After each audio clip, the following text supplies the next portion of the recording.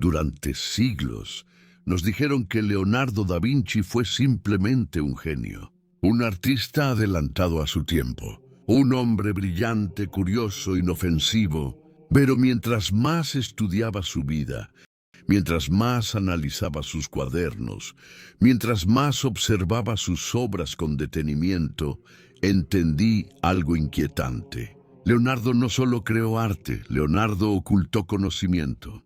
Y no lo ocultó por juego, ni por excentricidad, ni por simple creatividad.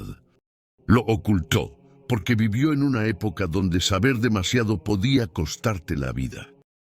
Hoy quiero llevarte al Leonardo que casi nadie menciona, al Leonardo incómodo. Al Leonardo que escribió al revés, que dibujó símbolos prohibidos y que dejó mensajes que no estaban destinados al público. Esta no es una historia cómoda, tampoco es una historia oficial. Es una historia que se mueve entre documentos, símbolos, silencios y verdades fragmentadas. Porque la verdadera pregunta no es quién fue Leonardo da Vinci. La verdadera pregunta es ¿qué sabía? Leonardo nació en 1452, en una Italia fragmentada, dominada por el poder religioso, la censura y el miedo al pensamiento libre. Fue hijo ilegítimo, y ese detalle que muchos pasan por alto marcó toda su vida. No podía acceder a la educación universitaria tradicional. No podía seguir el camino académico oficial. Estaba fuera del sistema desde el inicio, y quizá por eso Leonardo no repitió lo que otros decían. Observó, experimentó, cuestionó todo. Mientras otros copiaban libros, él abría cuerpos humanos en secreto. Diseccionaba cadáveres de noche. Dibujaba órganos que la iglesia prohibía estudiar. Lo que descubrió fue tan preciso que la ciencia tardó siglos en confirmarlo. Pero Leonardo no publicó esos descubrimientos. No los compartió abiertamente, los guardó, los codificó. Y aquí es donde todo comienza a volverse extraño. Porque un hombre no esconde información si no existe una razón poderosa para hacerlo. Leonardo escribía al revés, de derecha a izquierda, como si obligara al lector a mirarse en un espejo. Durante mucho tiempo dijeron que era por comodidad, porque era zurdo. Pero esa explicación es demasiado simple para un hombre como Leonardo da Vinci. La escritura en espejo es una forma clásica de ocultamiento, un filtro, una barrera.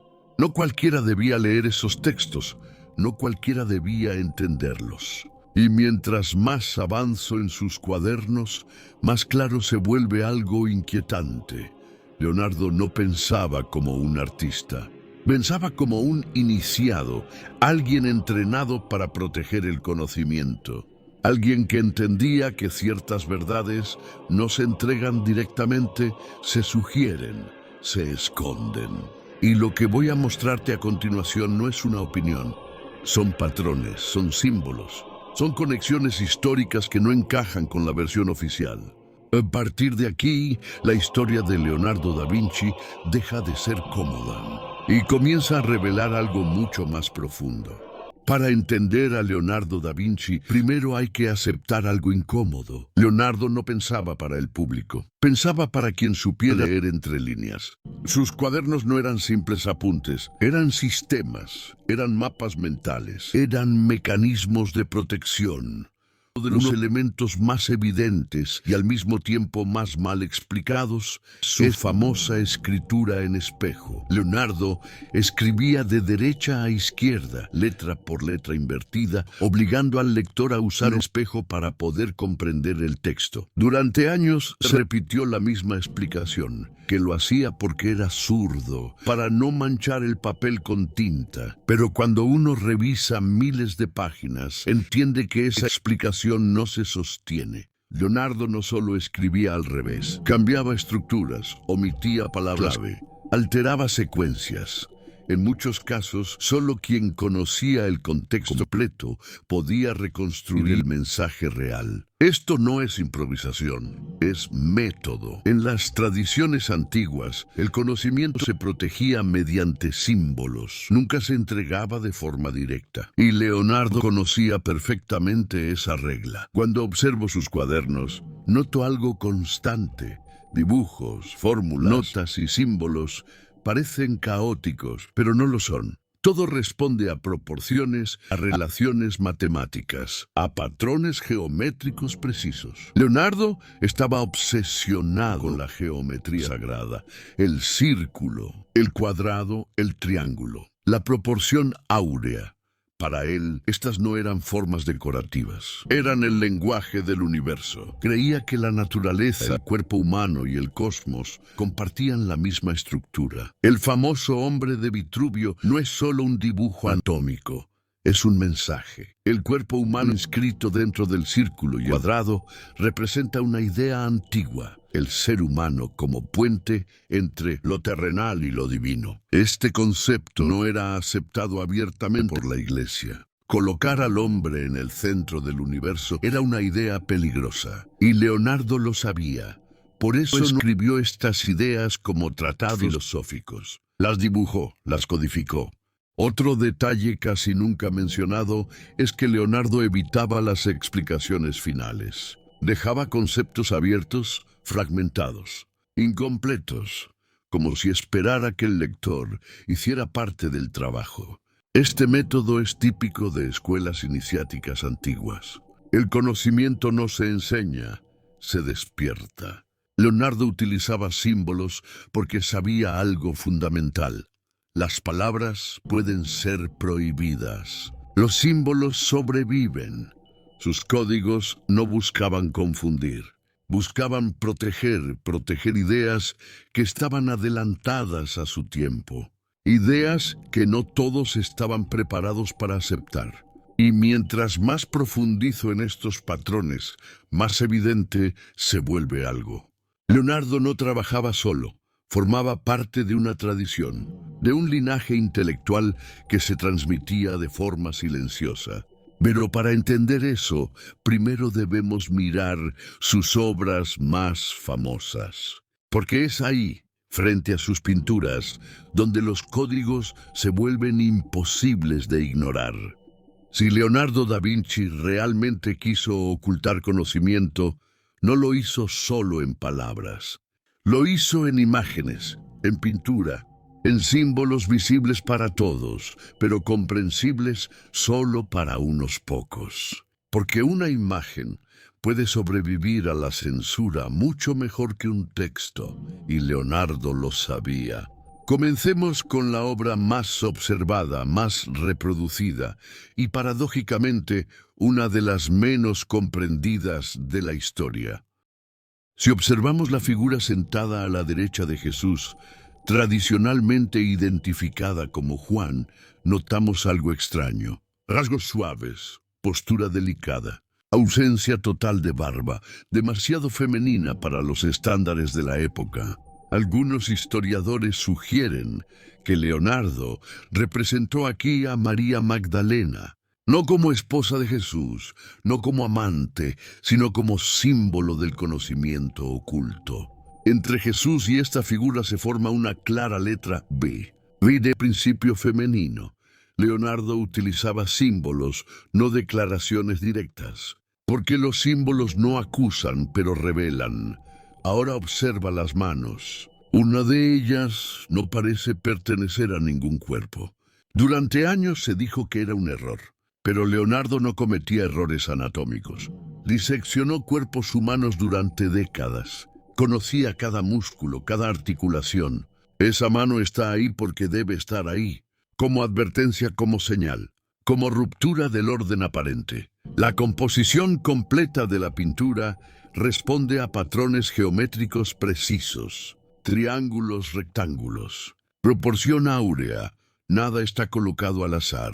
Leonardo entendía la geometría como lenguaje universal, un lenguaje que trasciende religiones, dogmas y censuras. Pasemos ahora a otra obra que parece simple, pero es profundamente inquietante. La Mona Lisa. Su sonrisa no es fija. Cambia, se mueve. Leonardo utilizó una técnica llamada esfumato, borrando los límites, difuminando las certezas. La Mona Lisa no se deja capturar.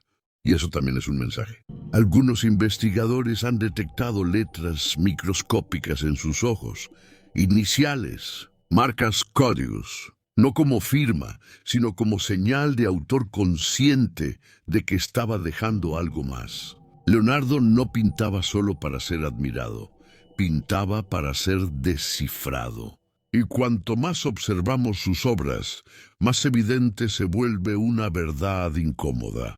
Leonardo no veía el arte como decoración, lo veía como contenedor de conocimiento, un conocimiento que no podía enseñarse abiertamente, un conocimiento que debía sobrevivir escondido a plena vista. Leonardo da Vinci no fue su talento, no fue su genialidad, fue su silencio. Porque cuando uno observa sus cuadernos, cuando analiza la magnitud de lo que descubrió, surge una pregunta inevitable. ¿Por qué alguien que sabía tanto decidió no compartirlo abiertamente? Leonardo entendía el cuerpo humano con un nivel de precisión que no volvió a verse. Hasta siglos después, dibujó el corazón como una máquina hidráulica. Comprendió la función de las válvulas cardíacas. Analizó el flujo de la sangre cuando la medicina aún hablaba de humores. Pero esos dibujos no se publicaron, no se enseñaron, no se difundieron. Permanecieron ocultos, codificados, guardados como si fueran peligrosos. Leonardo también estudió la energía. No la llamaba así, pero comprendía el movimiento, la fuerza, la transferencia invisible. Diseñó máquinas que aprovechaban el agua, el aire, la presión, la gravedad. Para él, la naturaleza no era caos. Era un sistema perfecto, regido por leyes matemáticas. Y aquí aparece algo que casi nunca se menciona. Leonardo creía que el universo podía leerse como un texto escrito en símbolos, proporciones, geometría.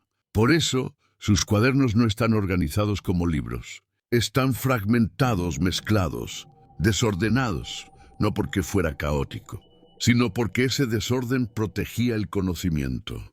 Solo quien sabía mirar podía unir las piezas. Leonardo también estudió temas que la Iglesia consideraba peligrosos. El origen del hombre, la relación entre el cuerpo y el espíritu, la naturaleza del alma. En sus escritos, el ser humano no aparece como una creación débil, sino como una obra maestra de la naturaleza. Y eso en su época era una idea peligrosa, porque si el hombre comprendía su verdadero potencial, dejaba de ser obediente. Leonardo entendía algo fundamental. El conocimiento libera, pero también amenaza al poder. Por eso nunca fundó una escuela. Nunca dejó discípulos directos, nunca explicó todo. Prefirió sembrar pistas, símbolos, ideas incompletas, como si supiera que el futuro sería el único lugar seguro para entenderlo. Y mientras más avanzo en sus textos, más clara se vuelve una verdad incómoda. Leonardo da Vinci no solo creó conocimiento, decidió qué partes debían sobrevivir y cuáles debían permanecer ocultas. Leonardo da Vinci practicaba siestas intermitentes que curiosamente todos los genios que han dejado un legado tan importante también practicaban esta forma de dormir. Leonardo da Vinci era más que un genio. Formaba parte del Prioriato de Sion, el cual custodiaban la línea de sangre de Jesucristo. Para comprender a Leonardo da Vinci, es necesario abandonar por un momento la idea del genio aislado. Leonardo no vivió solo. Vivió rodeado de círculos cerrados, de mentes inquietas, de hombres que compartían conocimiento fuera del control oficial. Florencia, Milán y Roma no eran solo centros artísticos, eran nidos de pensamiento hermético. Academias privadas, círculos intelectuales secretos. grupos donde se estudiaban textos que no se enseñaban públicamente. Textos antiguos, filosofía neoplatónica, escritos atribuidos a Hermes Trismegisto, ideas que hablaban de una verdad universal, de una sabiduría antigua y de un conocimiento reservado solo para quienes estaban preparados. Leonardo conocía ese lenguaje y lo hablaba con fluidez. Geometría sagrada, proporciones ocultas, simbolismo constructivo. Nada de esto era casual, nada de esto era decorativo. En sus cuadernos aparecen compases, escuadras, diagramas geométricos precisos, herramientas que no solo sirven para construir edificios, sino también ideas. Estas herramientas forman parte de un lenguaje simbólico mucho más antiguo que la propia masonería moderna. Un lenguaje heredado de los constructores, de los gremios medievales, de los arquitectos de catedrales. Hombres que no solo levantaban piedra, sino que codificaban conocimiento en la estructura misma de sus obras. Leonardo comprendía esto y lo aplicó. No hablaba abiertamente, no escribía manifiestos. Prefería el símbolo, prefería el silencio. Porque en su época, hablar demasiado podía significar acusación, censura o muerte.